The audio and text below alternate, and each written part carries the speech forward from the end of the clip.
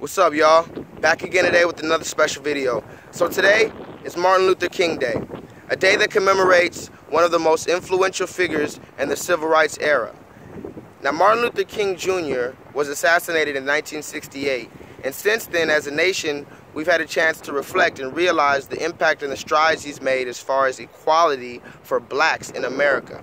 When we speak of Dr. Martin Luther King, we also have to speak of other influential figures such as Malcolm X, such as Rosa Parks, such as Harriet Tubman, Huey Newton, Marcus Garvey. We have many different leaders or men and women who stood up in a time of oppression to stand for a cause and sacrifice themselves for a cause greater than themselves. We always have to give reverence to these people and remember them for the future. These people we consider our ancestors. We love and revere our ancestors in our community, rightfully so.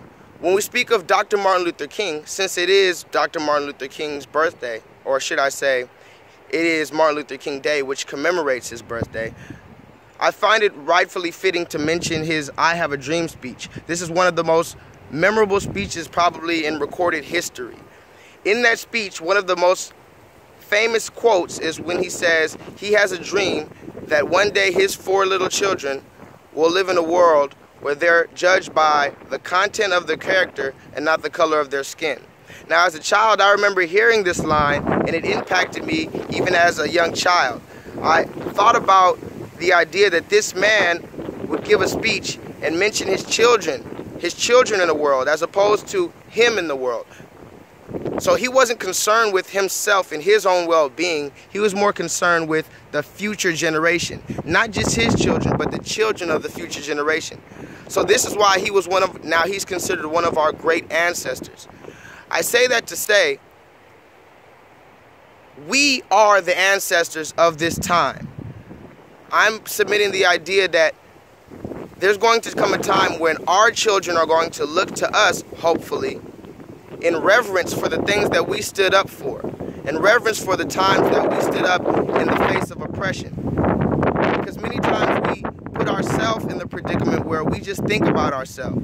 But if we understand that there's a generation of children to come after us, maybe then we'll reflect and realize that we need to stand up and do something positive. So I didn't want to take too much of your time, but I wanted to give a special shout out to Dr. Martin Luther King and all of the great ancestors who came before us.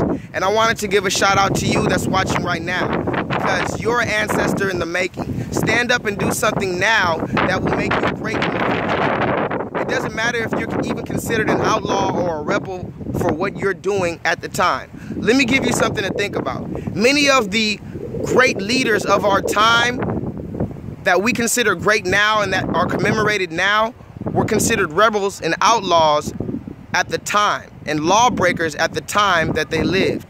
When we consider people like Harriet Tubman, who has been submitted to be the new face of the $20 bill.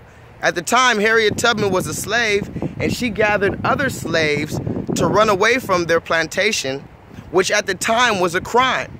She could have had a bounty on her for what she was doing.